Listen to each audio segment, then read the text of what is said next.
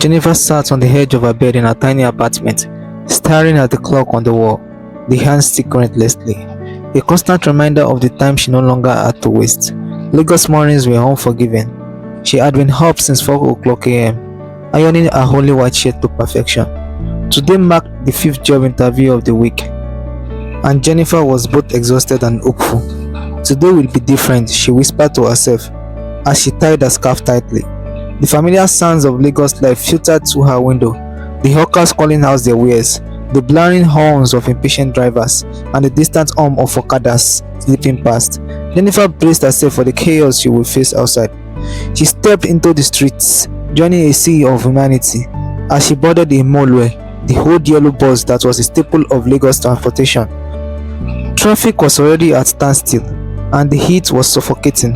As she clung to the edge of her seat, her mind raced.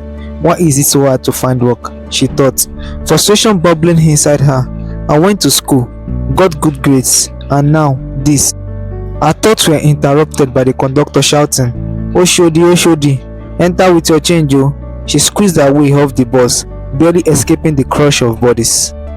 The office was an imposing building in the heart of Victoria Island.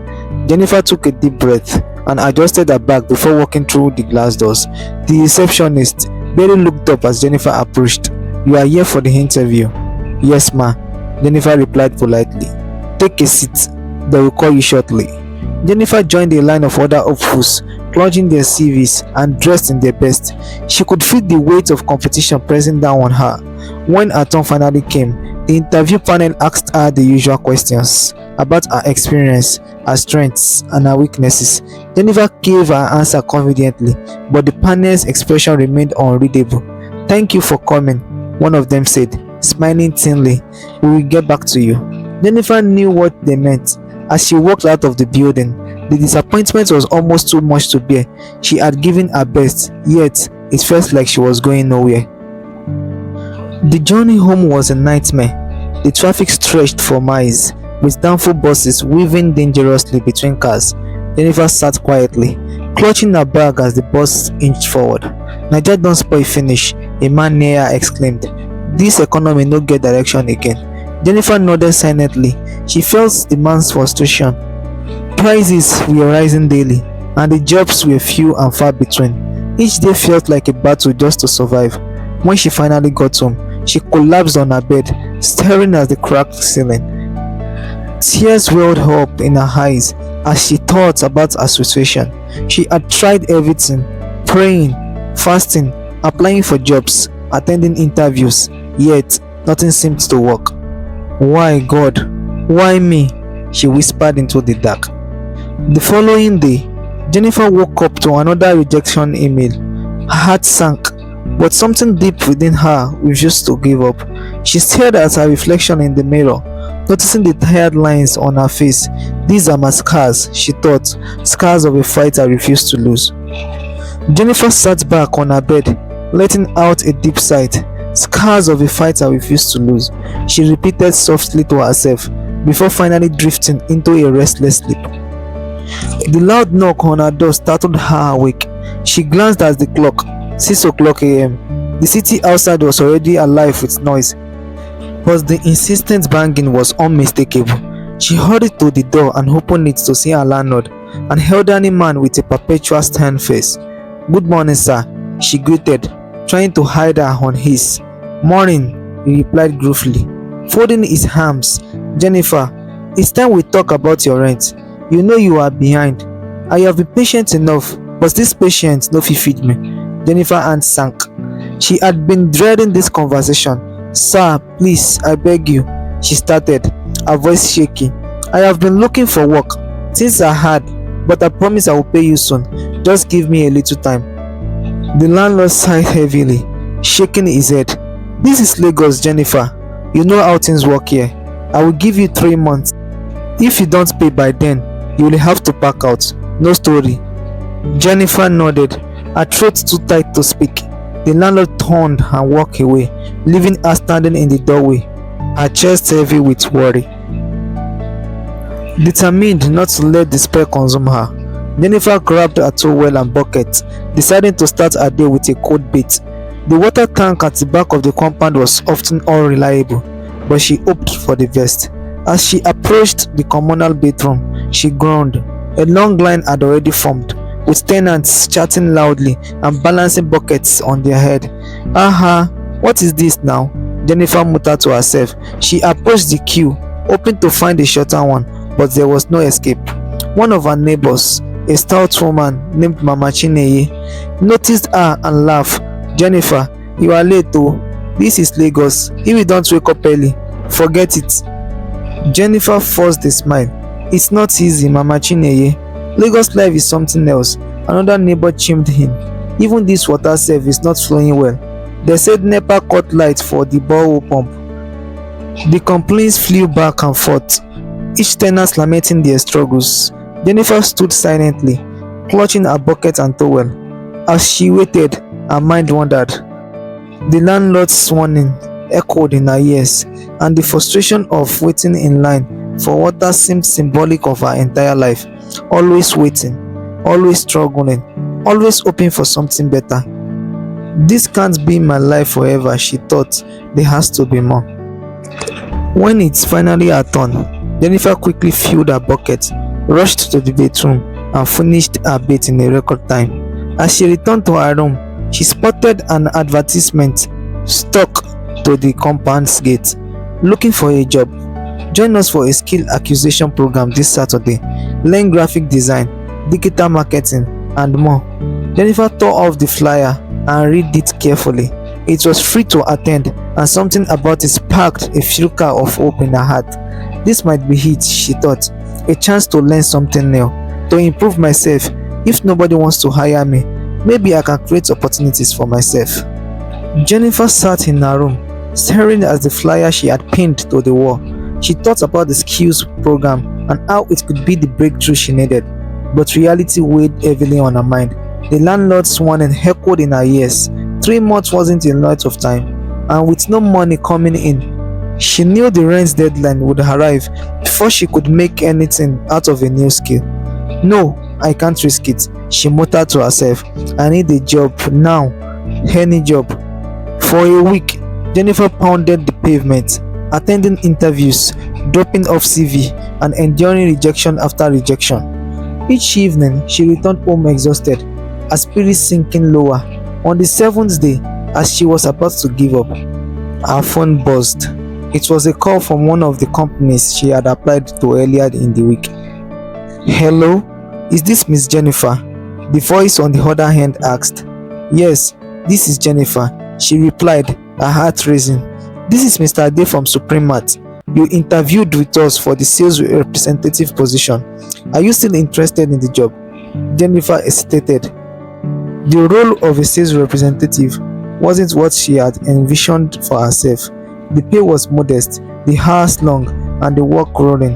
But then she thought of her landlord and the rent she couldn't afford. Yes, she said after a moment. I am still interested. Great, Mr. Ade replied. Come to the office tomorrow to finalize your employment details. You can start next Monday. The following Monday, Jennifer returned to Supreme Mart, her heart heavy with reluctance. The office was a modest space, filled with chatter and home of computers. Mr. Ade greeted her warmly and handed her a contract to sign. Welcome to the team, Jennifer, he said with a smile. She forced a polite smile in return. Thank you, sir. The training was brief, and by the afternoon, Jennifer found herself behind the counter, attending to customers. The work was as tiring as she had feared, with endless questions, complaints, and demands from customers. By the time her shift ended, she felt drained. On her way home, she sat quietly on the bus, her mind swirling with mixed emotions. She had a job now, something to help pay the rent, but it wasn't what she wanted for her life. As she walked into her compound, her landlord spotted her and called out, "Ha, Jennifer, how is the work search?" "I have found something, sir," she replied. The landlord grunted. "Good. Remember 3 months is not far." Jennifer nodded and went inside her room. She sank onto her bed, staring at the ceiling. The scars of her fight were still there, but this time she resolved to make them count. This job was just the beginning, her first step towards something better. Maybe this is what I need for now, she thought. A start, even if it's not perfect. It had been a week since Jennifer started her new job at Supremat, and though the work was tiring, she was beginning to settle in. Her colleagues were friendly, and she was learning to handle the demands of customers. But everything changed on Monday morning when the branch manager, Miss Tayo, returned from her leave.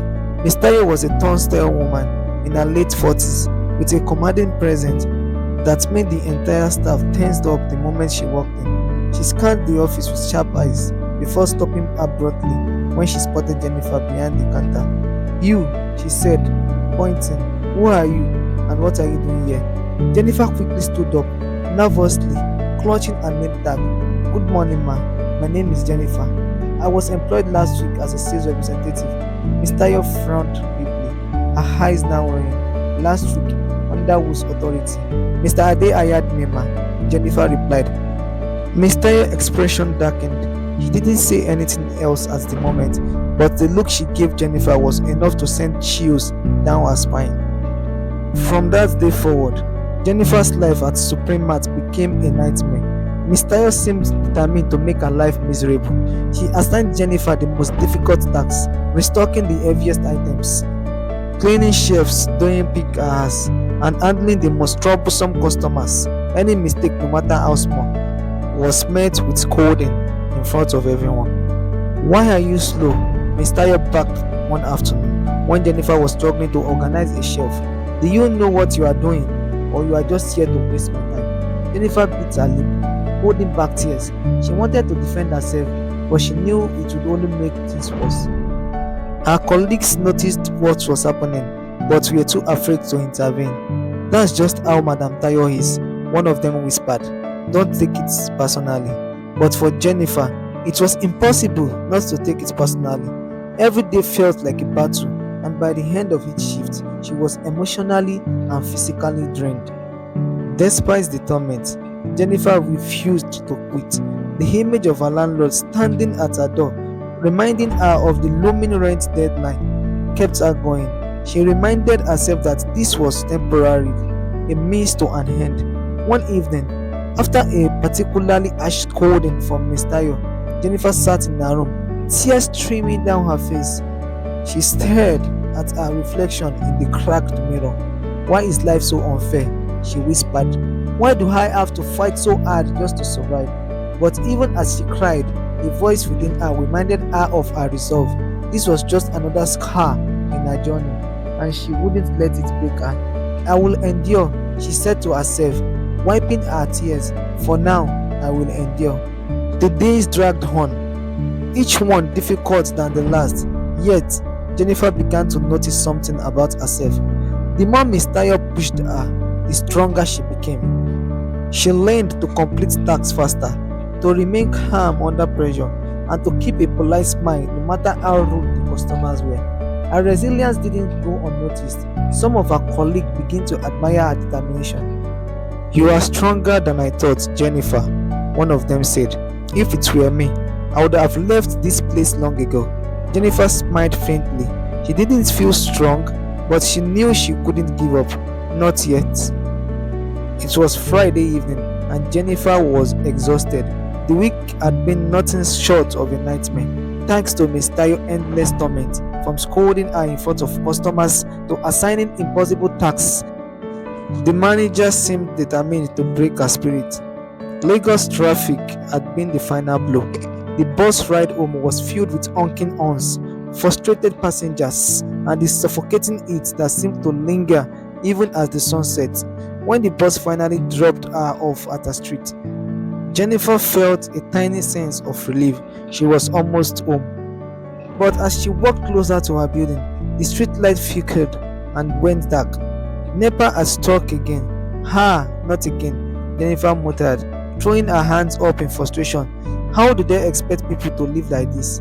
And neighbors were already gathered outside, waving their rechargeable lamps and lamenting about the unstable power supply. "Jennifer, welcome," one of them greeted. "No light though, and the borrow away with the money no work since morning. No water again." Jennifer groaned. "No light, no water. What kind of life is this? How are we supposed to survive?" A neighbor shrugged. My sister, na so we see am o. Dis country don tire everybody. Jennifer shook her head and climbed the stairs to her tiny apartment, too tired to continue the conversation.